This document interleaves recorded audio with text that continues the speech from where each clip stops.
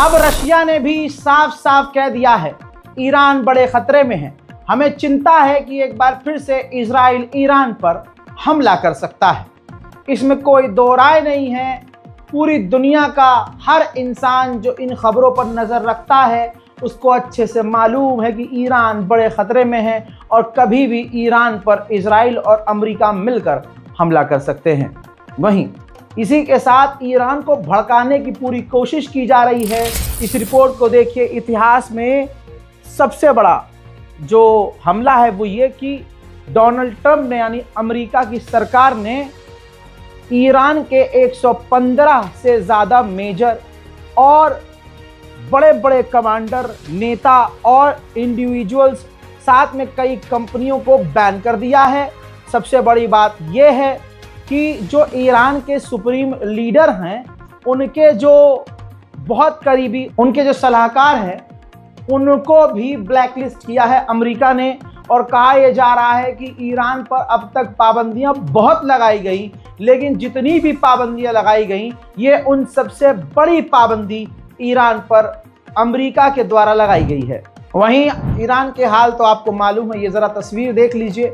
एक और ईरान के रिजर्व ऑयल में आग लगी है, बड़ी आग लगी है और आप सभी को मालूम है इसके पीछे मोसाद। उधर ईरानी कमांडर, ईरानी जनरल भी पीछे नहीं है। धमकी देने में तो ईरान सबसे आगे रहा है। ऐसे में ईरान के कमांडर ने कहा है कि अगर कोई भी गलती की इजराइल ने तो ईरान बदला लेगा।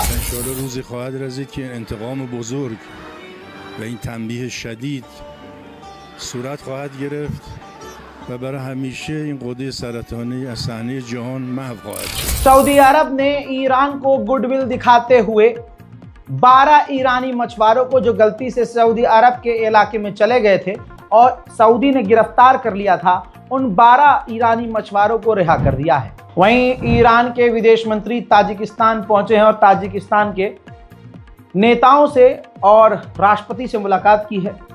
साथ ही अपने उस मिडिल ईस्ट के हालात को भी ताजिकिस्तान की सरकार के आगे रखा है। ईरान के विदेश मंत्री का ताजिकिस्तान ने रेड कारपेट पर स्वागत किया है। ईरान के टॉप कमांडर जो इस्माइल कानी हैं, शक्ल से आप पहचानते होंगे, ये इराक गए हैं। इल्ज़ाम ये है, खबर ये आ रही है कि जो ईरान समर्थक ग्रुप हैं, लड़ाके हैं, उनसे मुलाकात करने के लिए गए हैं।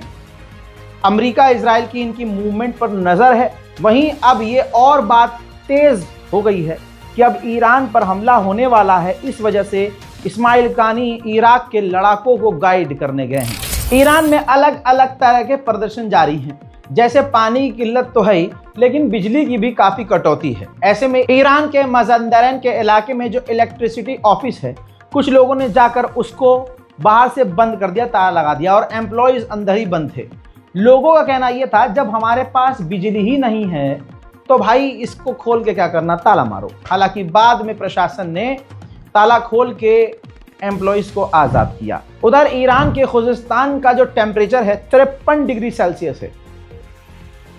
50 तो वहाँ है ही है, लेकिन किसी किसी इलाकों में 53-54 पहुँच रहा है। तो आप अंदाज़ा लगा सकते हैं वहाँ क्या ही एसी काम करेगा। ईरान में एसी काम करना बंद कर चुका है। ज़मीन सूख रही है, पानी नहीं है और बिजली भी अब तेज़ी से काटी जा रही है, क्योंकि कल ही मैंने बताया था कि जिस डैम के ज़रिए इलेक्ट्रिसिटी ईरान बनाता है वो डैम जब सूख चुका है, तो अब डैम को चलाने वाली कंपनी ने कह दिया है कि आने वाले 2 हफ्तों के अंदर बिजली पूरी तरह से ख़त्म हो जाएगी। उधर अमेरिका ने साफ कह दिया है कि इजराइल लेबनान से जब तक नहीं निकलेगा जब तक हिजबुल्लाह हथियार नहीं डाल देता। उधर हिजबुल्लाह के लीडर सामने आए हैं। उनका एक वीडियो आया जिसमें उन्होंने कह दिया कि हमारे लोग और हम यानी हिजबुल्लाह लेबनान में हथियार नहीं डालेगा।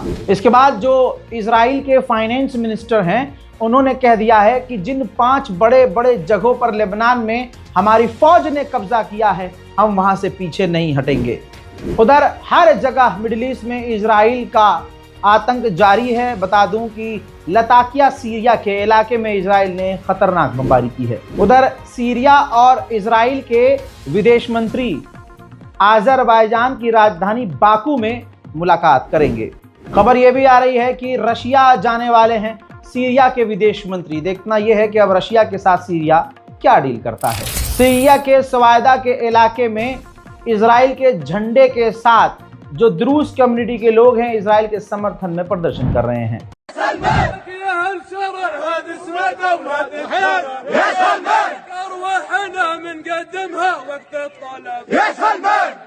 तुर्की, अजरबैजान और सीरिया का मिलन ये है, नया अपडेट है कि तुर्की अजरबैजान की गैस पाइपलाइन अपने इलाके से गुजारते हुए सीरिया तक पहुंचाएगा। जो पहले मैंने अपडेट दिया जिसमें 80 गाजा के लोग मारे गए, अब एक और अपडेट आया है थोड़ी ही देर पहले की जानकारी है कि 53 से ज़्यादा और फिलिस्तीनी भूखे लोग जो खाना पानी लेने के लिए लाइन में लगे थे उन पर गोलीबारी करके 53 और भूखों को इजराइल ने कत्ल कर दिया है। अमेरिकी सेनेटर ने खुला खुला बोल दिया है, इतना खुला कोई नहीं बोल रहा।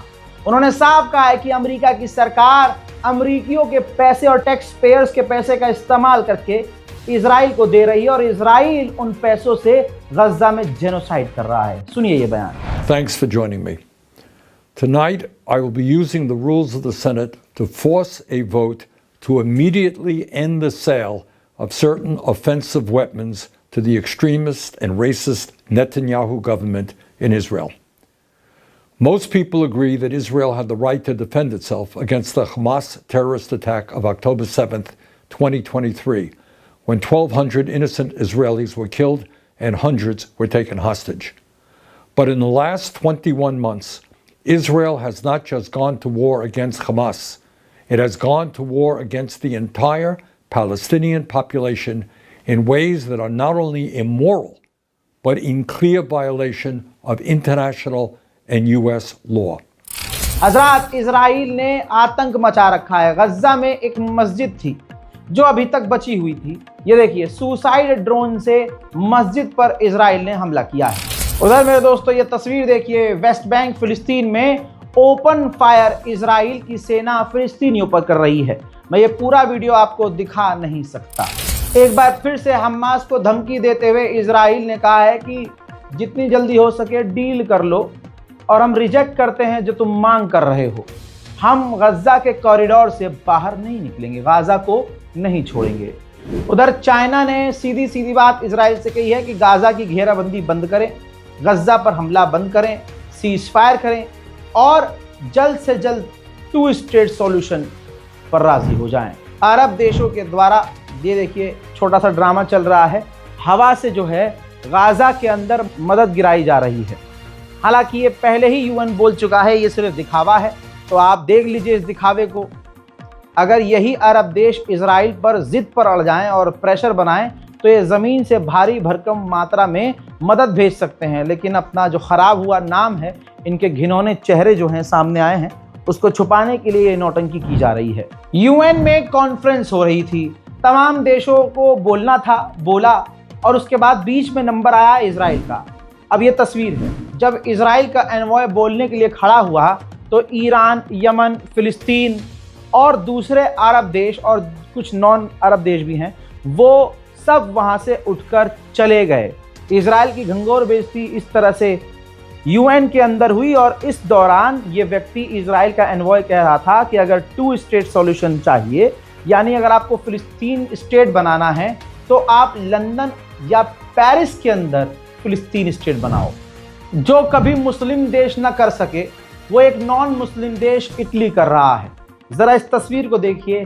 700 नर्स और डॉक्टर्स ने गाजा में जंगबंदी के लिए भूख हड़ताल शुरू कर दी है कल से। उधर अरब लीग ने हमास को दिया बड़ा झटका। पहली बार अरब लीग ने 7 अक्टूबर को जो हमास ने हमला किया उसकी निंदा की सबने मिलकर और हमास से कहा कि हथियार डाल दो और फिर यह भी कहा इजराइल से कि तुरंत जंग बंद करे और 2 स्टेट सॉल्यूशन करे। अरब लीग की कॉन्फ्रेंस में ये बात जोर से कही गई कि गाजा में जंगबंदी हो, इजराइल उस जगह से बाहर निकले, 2 स्टेट सॉल्यूशन हर हाल में जितनी जल्दी हो सके इजराइल कर ले, जो कि इजराइल नहीं करेगा, यह आपको भी पता है। यूएन की मीटिंग में जो देश शामिल थे सबने कहा कि हमास हथियार डाल दे। और अपनी सरकार छोड़ दे। सिर्फ एक वाहिद तुर्की ऐसा था जिसने यूएन के अंदर बुला के हमास हथियार न डाले, जब तक हथियार न डाले, जब तक इजराइल 2 स्टेट सॉल्यूशन पर राजी नहीं हो जाता। हजरात, फ्रांस ने किया है बड़ा ऐलान। फ्रांस ने कहा है कि हम जब फिलिस्तीन को मान्यता देंगे तो हमारे साथ 15 अलग और देश हैं जो फिलिस्तीन को मान्यता देंगे।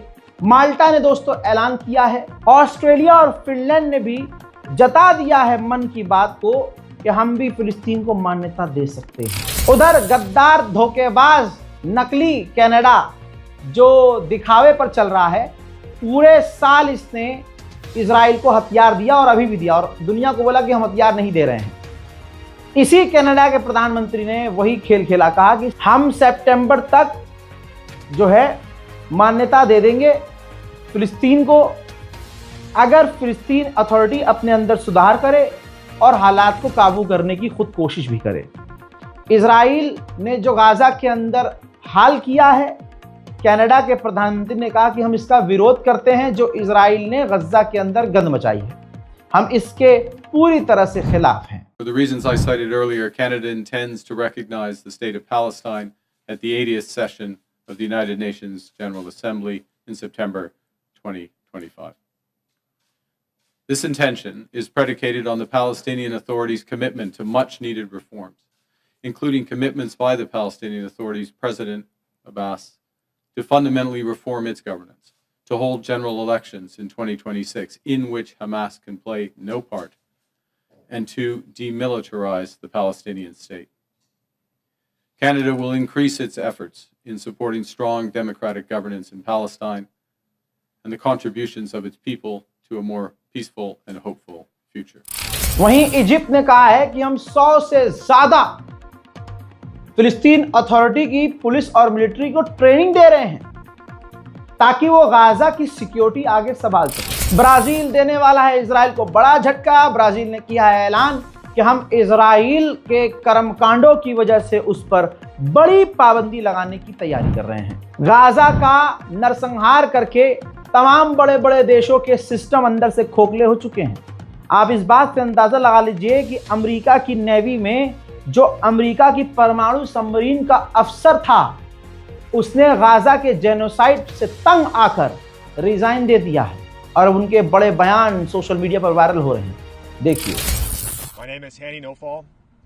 I was a submarine officer for over 10 years, and I resigned in November 2023 during the Biden administration when I recognized very early on that this was in fact a genocide, and the United States government was fully and unequivocally backing that genocide. I'm only coming out now because I had to wait until the expiration of my active duty service to be able to speak out, but I'm coming out now to say that I do not support what the U.S. government has been promoting in Gaza for the last 22 months. 250 years ago, at the dawn of this nation, George Washington gave us a warning.